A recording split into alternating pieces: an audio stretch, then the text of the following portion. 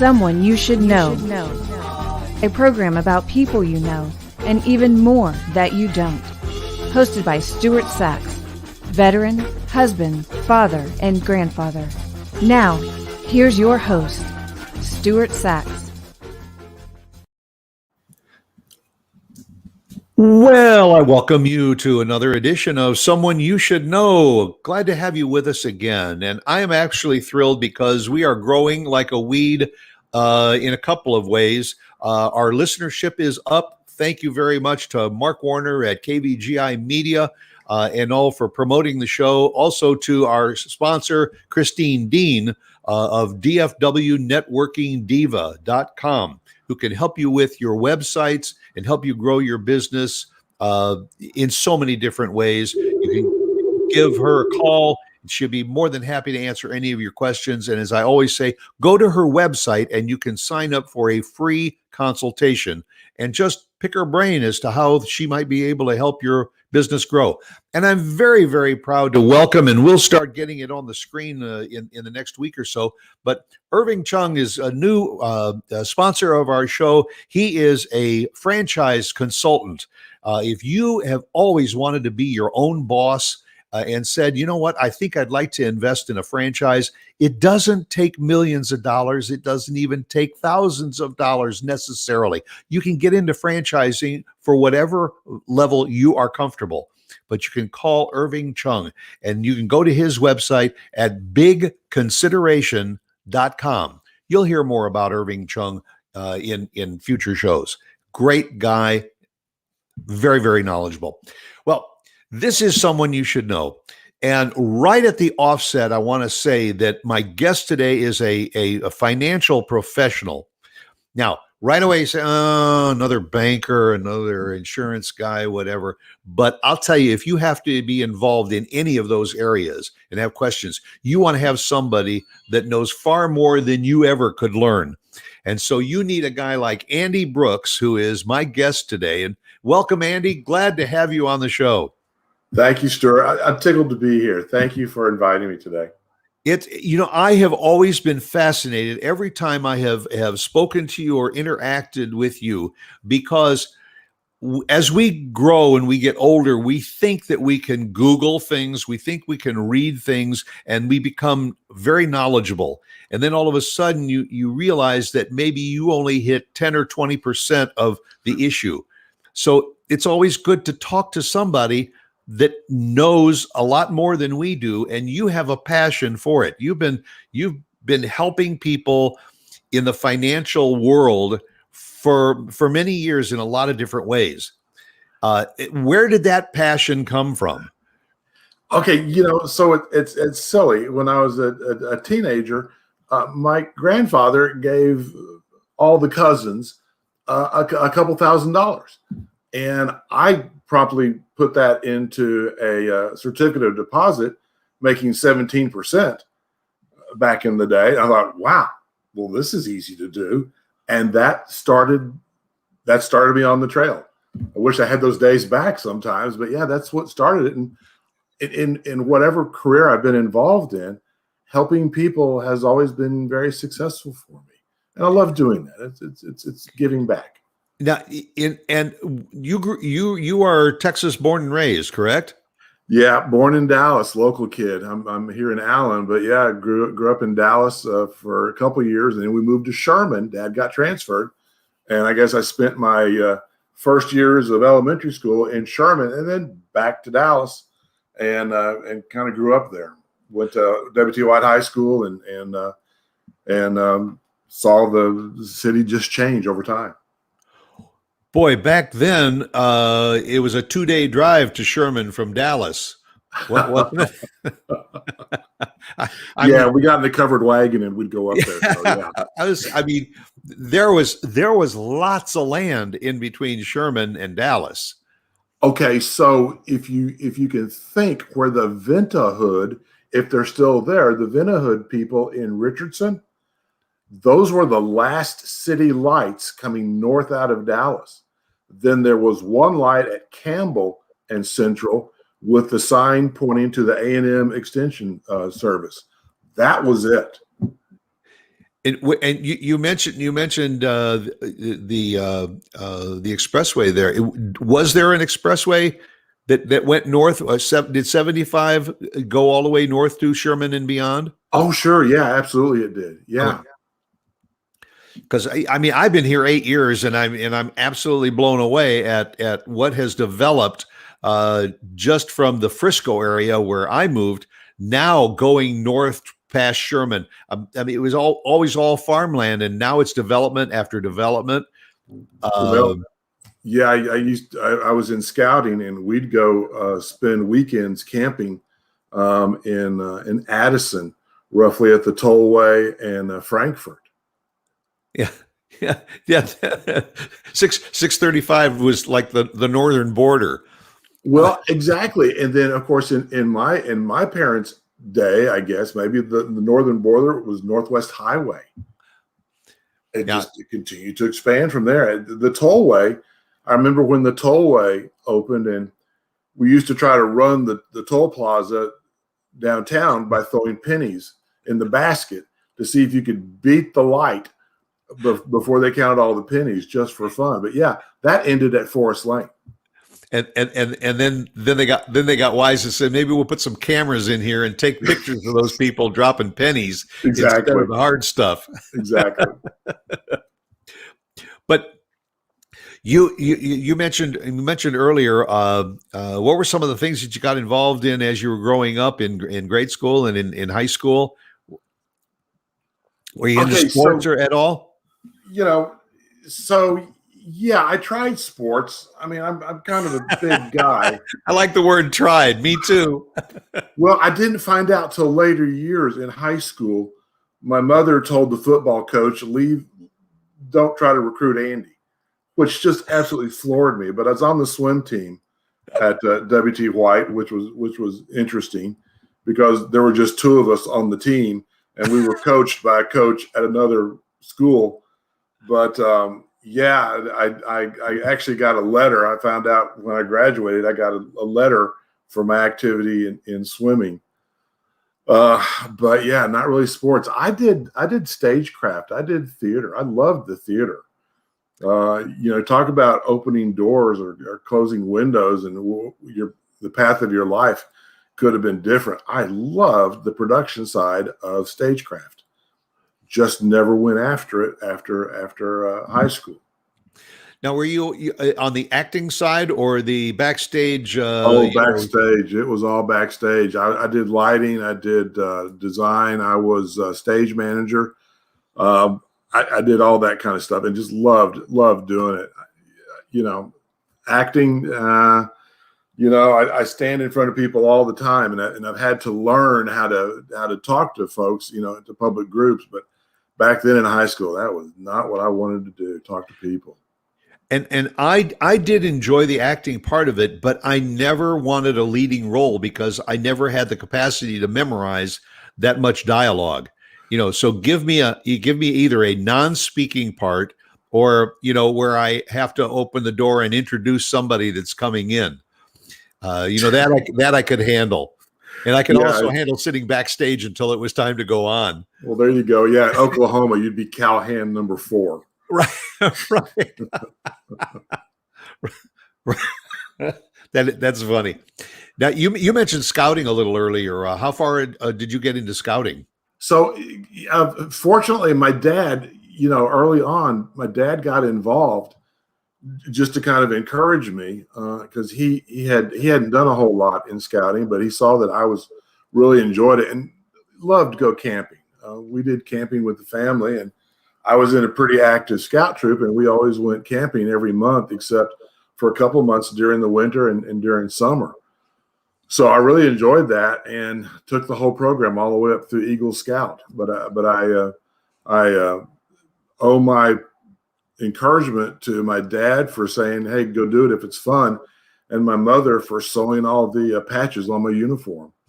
But did Eagle Scout, went to National Jamboree up in Pennsylvania way back when, and went to World Jamboree the first time out of the country. Went to Norway and Finland, and where else did we go? Sweden. That was fascinating. Wow. Fascinating.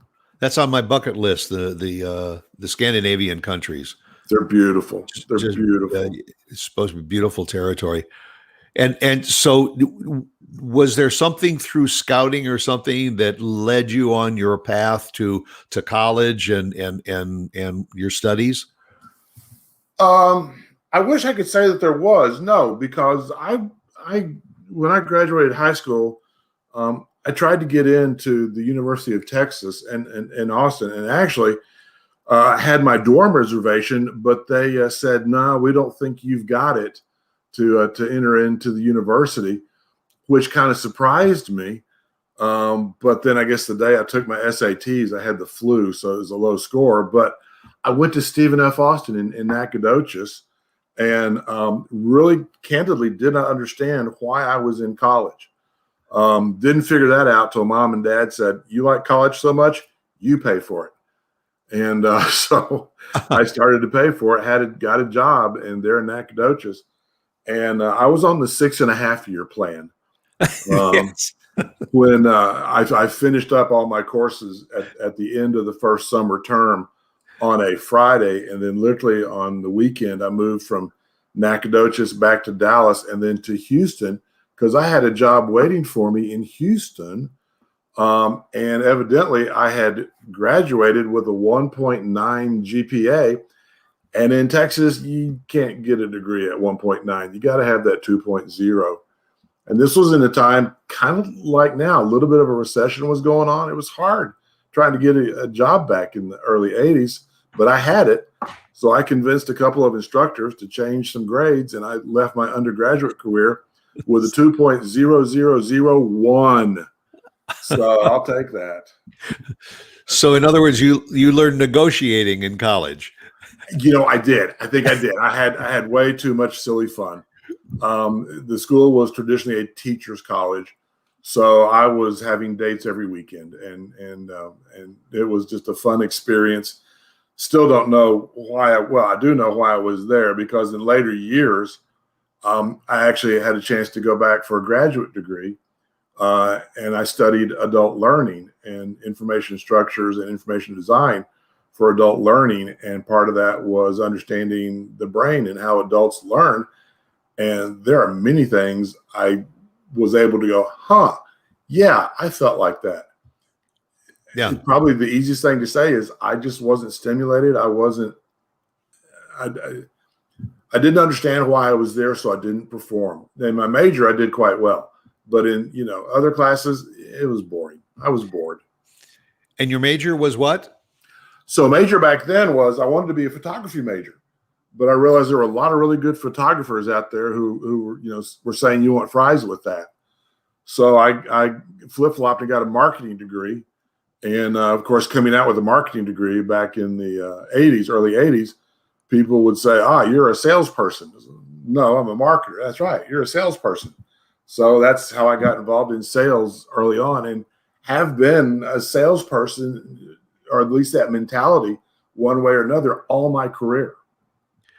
But you also were involved in the arts a bit too, and that's fascinating to me. Share some of your experiences there.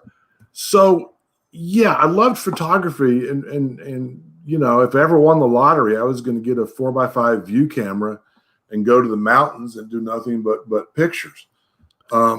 I was involved in sales and was in a position where I had to sit out a non-compete sales agreement with the company. I had a friend who was at the Art Institute of Dallas, and he said, "Hey, why don't you come teach one of our classes? It's computer technology and graphic design." So I went and did that class and thoroughly loved it. And at the end of that semester, I went to the school and said, "Hey, I'm still available. Would you like to offer, some more classes for me to teach?" And they said, "Well, why don't you come on full time?"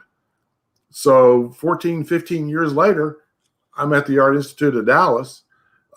They're doing associate degrees when I joined the school, but later they say they want to offer a Bachelor's of Fine Arts, a BFA. For me to teach in a BFA program, I've got to have a graduate degree.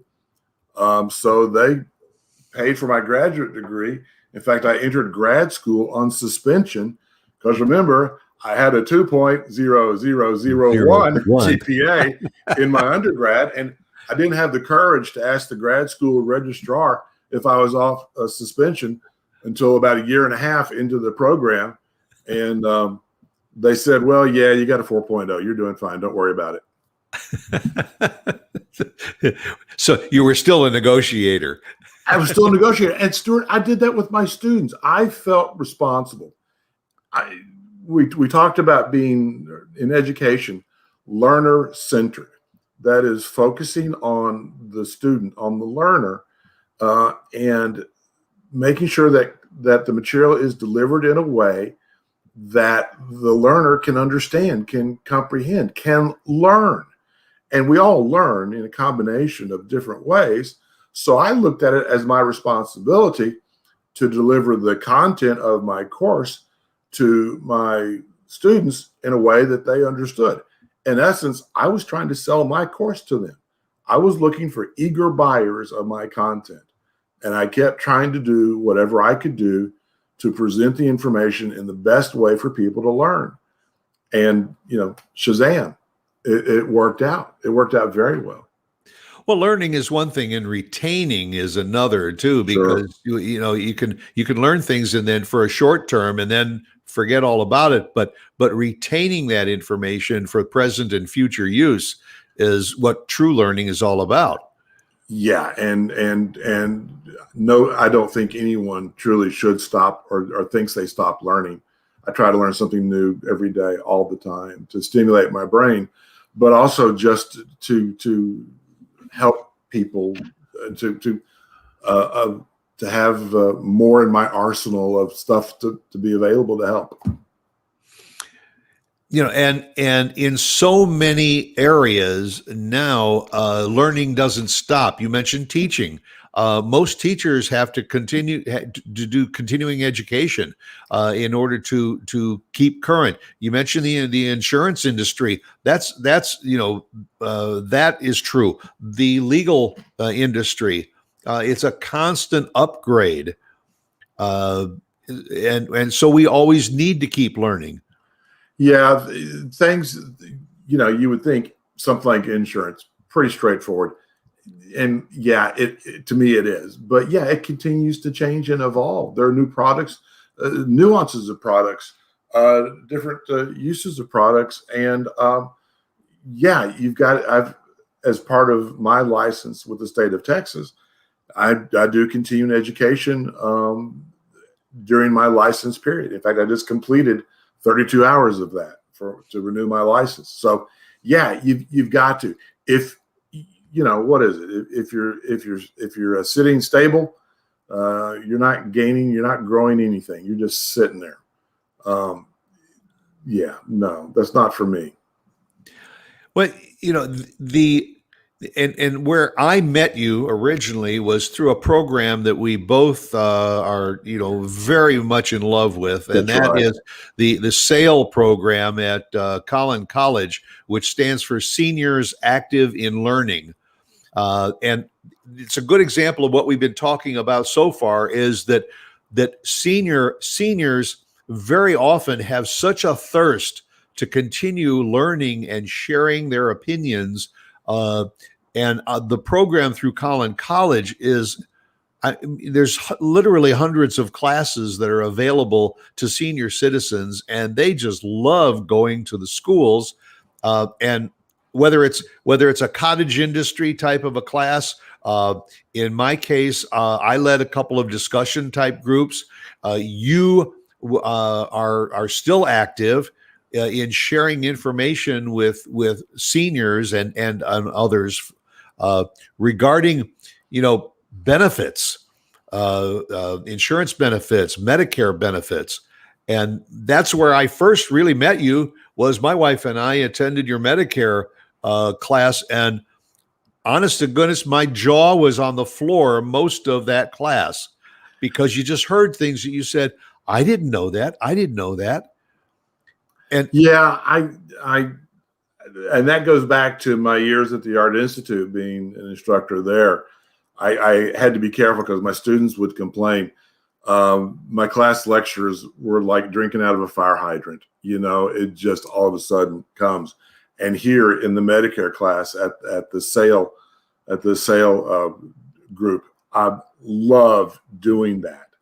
I look at Medicare. I mean, first off, I still have a problem with being a senior active in learning because I'm only 39. I'm not a senior.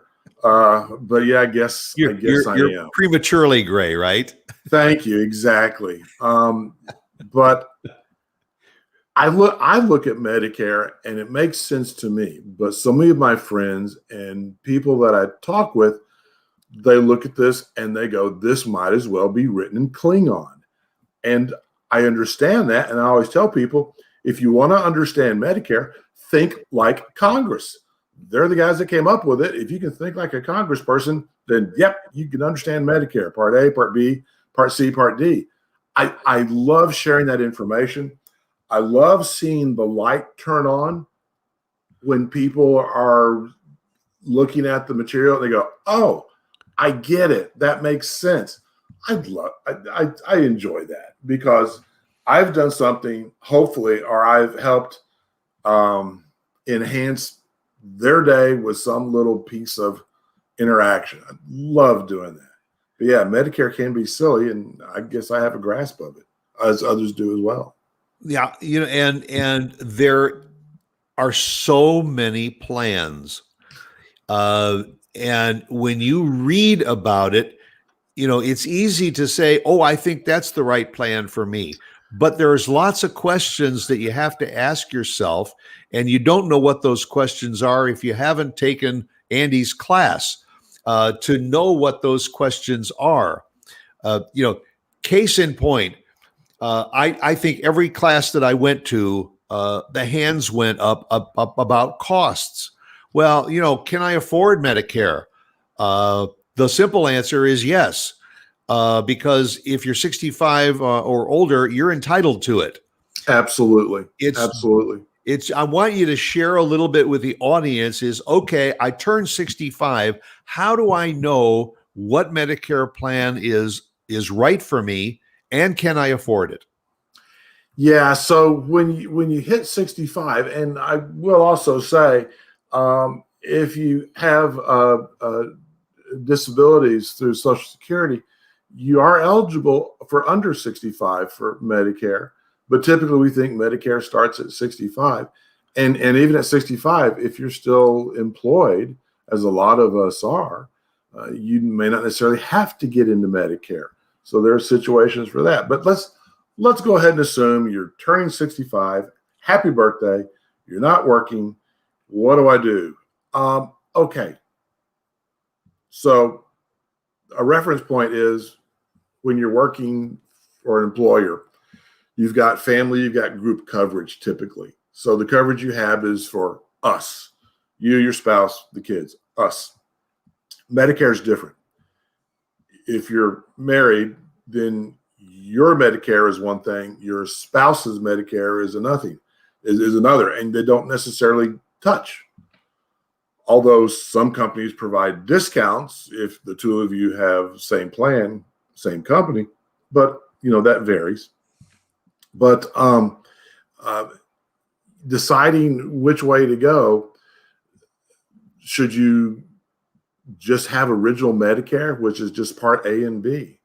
You can stop right there, and I've got coverage. Part A is for hospital, Part B is for the doctor, basically. There's more, but that's a convenient way to put it. You can stop right there. You're done. Well, no, not really, because now you have to have a drug plan. So you got to have a Part D. So that means I've got A and B, original Medicare, and I've got a Part D, a drug plan. Is that all I need? Well, yeah, maybe. It depends, because, we see the guys on TV say, well, if you have A and B, you're not fully covered on Medicare. You need to have a supplement. And the supplements are the things that you were talking about that are available from private insurance companies that kind of pay the rest of the bill, so to speak, when you go see the doctor. So there you go. There's Medicare delivered by the government, Part A, Part B, original Medicare, with a drug plan and with a supplement, you should be a happy camper. But even then, beyond that, there are options. I want to continue the discussion, but earlier you said Medicare A, B, C, and D. What is C?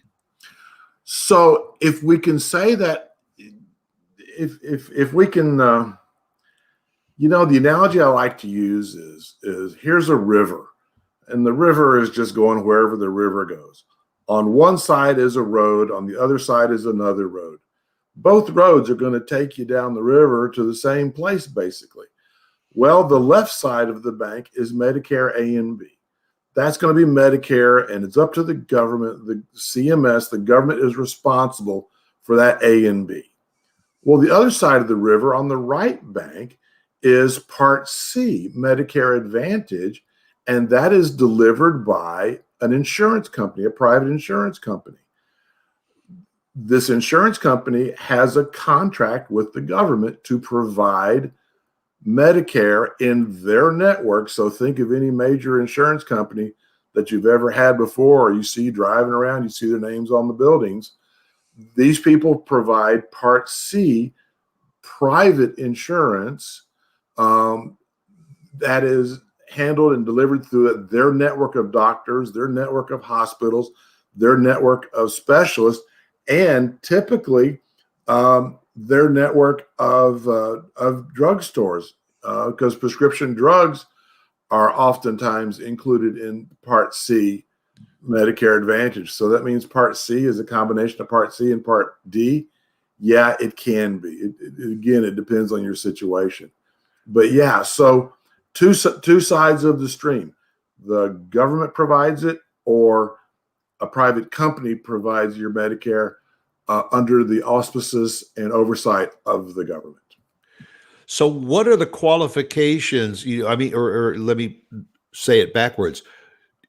To qualify for C, do you have to have certain things in order to qualify for C? Or how does one know, do I go on the right bank with C, or do I go on the left bank with the AB product? Well, okay. So, Stuart, that's a great question. And it's one I don't want to answer. But here's, okay. So if we're comfortable with understanding what Part C is, Medicare Advantage, the growth in Medicare Advantage beneficiaries, that means the number of Medicare people that are on Advantage, continues to grow year after year after year. So it's working out nicely for people. So how do you pick and choose? Some people, and it kind of depends, and I'll just make a very broad statement. Folks in Texas, we're not real big fans of controlling networks for our healthcare. Not all, but some of the Advantage plans are HMO based, and that is an HMO is typically a gatekeeper. Your primary care physician, your PCP, is the gatekeeper, and folks just don't like to be controlled by a gatekeeper. They want to go wherever they want to go, see whoever they want to see whenever they need it. That's an advantage of Part A and Part B by itself with the supplement. But if you don't mind the networks, if you don't mind, if you got to see a foot person, but you got to go through your primary care physician before you see the foot guy, right. If you're okay with that, then yeah, Advantage is fine. Nice thing about some of the Advantage plans, well, not some, all of them, there is a cap. If you get into a really bad catastrophic situation, there is a cap on how much you're going to have to pay. It varies by plan, but nonetheless, there's a cap. So that's nice for folks. And again, not to make blanket statements, but people tend to go with the supplement A and B combination first because they're traveling all over the place. They're going to see the kids in Denver. They're taking the grandkids to Disney, whatever. And should they need care, it's arguably easier to not be in a network, just find a local doctor to go to. But as we start to slow down, we got the go-go years, the not-so-go-go years, and the we're-at-home years. People tend to want to go to Advantage in those slower don't-go years. because you see the stuff on TV where it says, hey, we'll give it to you for $0 premium. And that gets people's attention and they make the phone call, which is fine. Always go seek information. And they go, yeah, I like that. Or no, not yet. I'm still doing a go-go. So it really kind of depends on your situation. Both methodologies, going with just part C or going with an A and B, they work out great. It's whatever you want. The biggest question, Mark, that just popped up in my head was, we as lay people, unfamiliar with what all of those options are, the best thing we can do is to get in touch with somebody like Andy Brooks. Well, yeah, an agent who is doing insurance agent who is doing Medicare Advantage, the Part C stuff.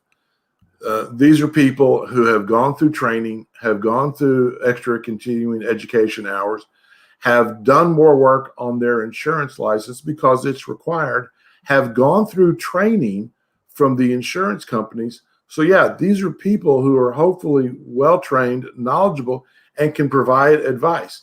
Any professional insurance person who does work in the Medicare community should be able to provide this information, and they'll do it for free. I mean, yeah, they get paid a fee, if you want to call it that, or a commission, if you want to call that too. The insurance company pays for their work with you. Yeah, absolutely. Talk to a professional. If they won't talk to you, well, there you go. That's a clue right there. But any good professional should talk to you and offer advice. And may I also say, Stuart, the Medicare.gov website is a fabulous collection of information for people who would like to go read and do it themselves.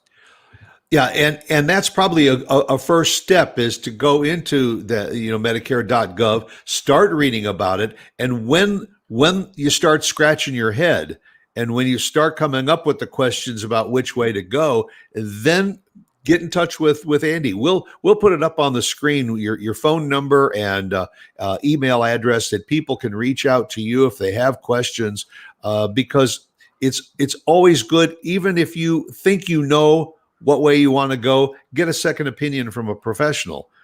Yeah, I mean, it is conceivable if you pick the wrong solution, you could have troubles down the road. Yeah, that's a possibility. The worst stuff I've seen is if you, for some reason, don't pay your bill, they'll kick you out. They'll kick you out. The insurance companies, if you don't pay them, they're done.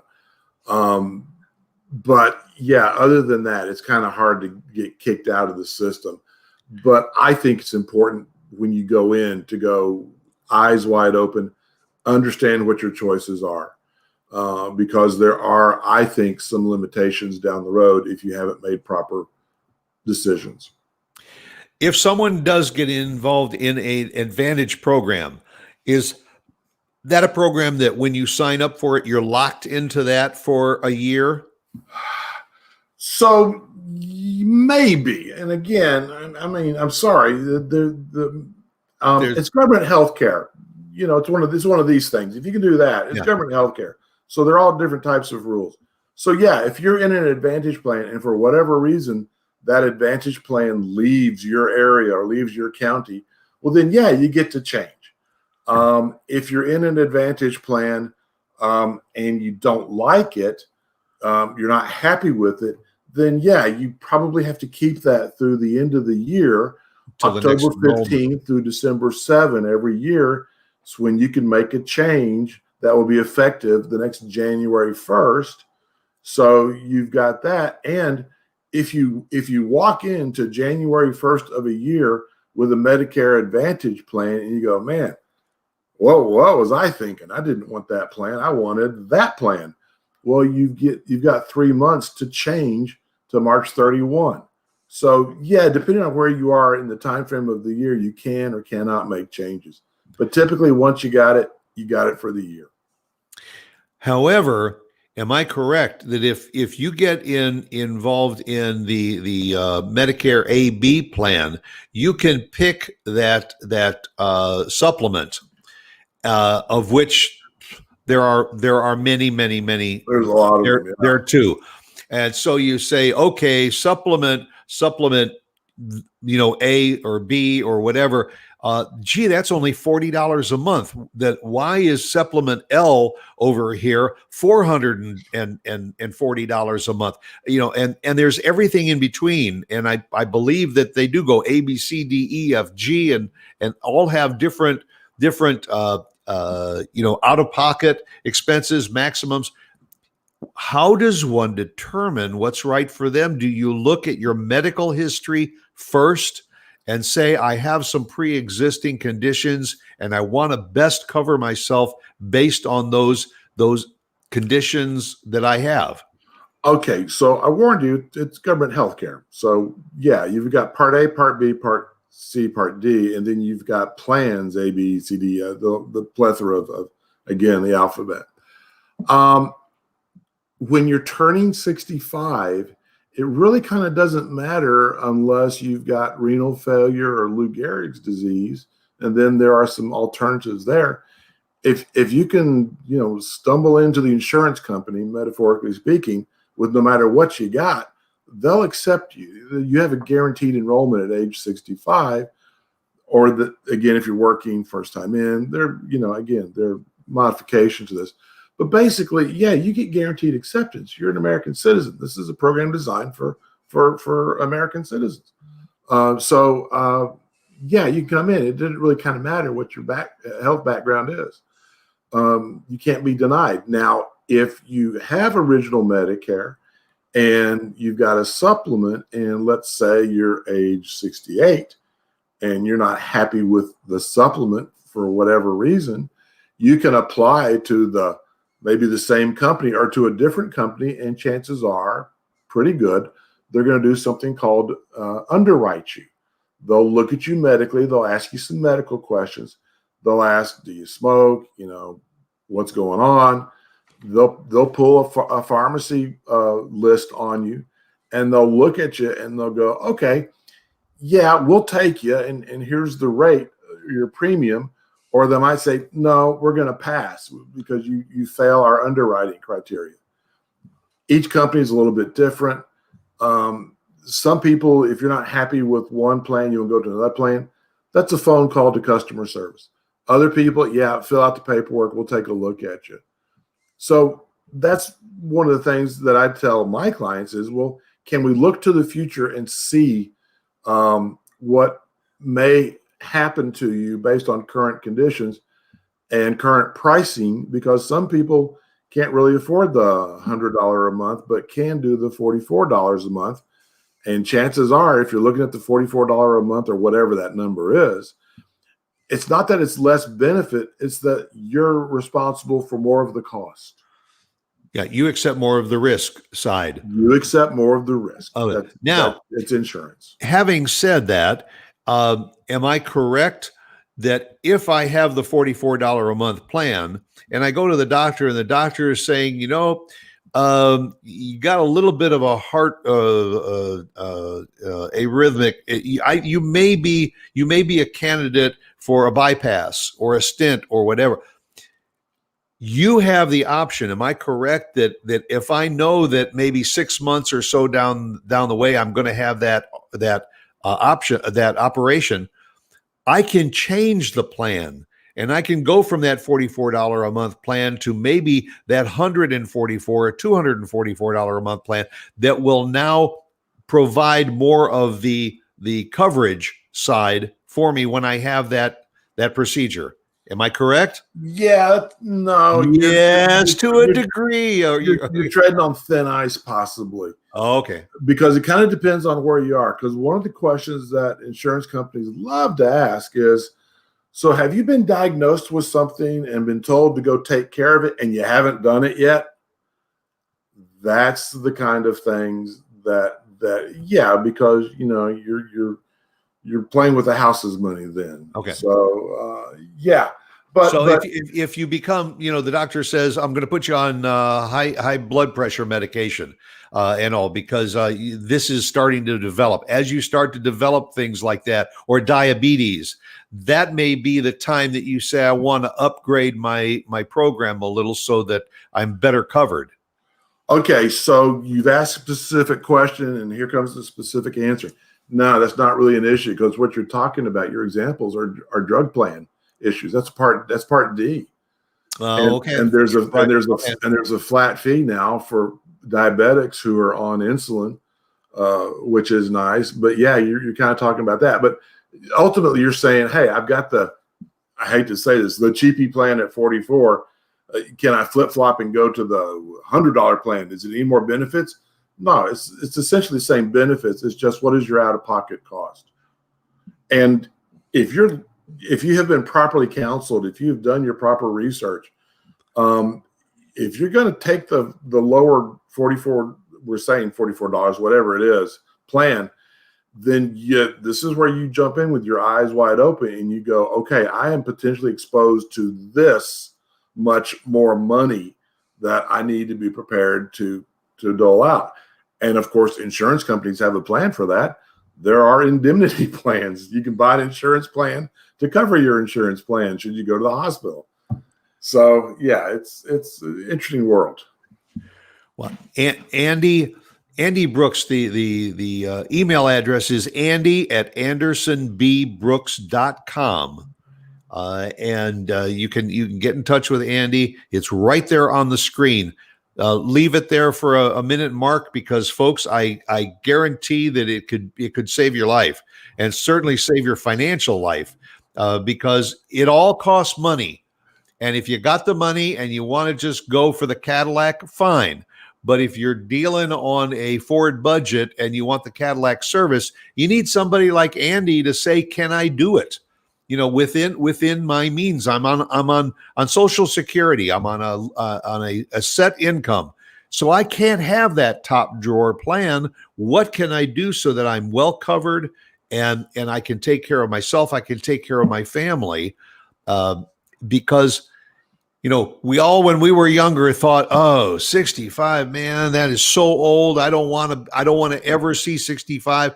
Then all of a sudden, when you get to age 63 and 64, you can't wait till you cross that finish line and get on Medicare because it can help. Stuart, I should say, I mentioned earlier, Medicare.gov is a wonderful site for information. There's a publication that the government produces called Understanding Your Medigap Plan. That's a publication that's available there at the website. And there's also a Medicare and You, a book that's available through the government. And these are downloads as PDFs as well. So there's good information up there. Absolutely. And I would also say that if you do live in the DFW area and all, you want to learn more about this in your 65 or over, enroll in the Collin College SAIL program, and you can take not only Andy's class, but you can take so many other classes to learn about other things that affect you as a senior citizen. Now, for those that are following the show and you're not a senior citizen, we've talked mostly about Medicare on the show, but Andy can also help in the areas of finances. You want to start with college planning, whatever. He's a financial professional and he can answer some of those questions and help you attain the target that you're aiming at.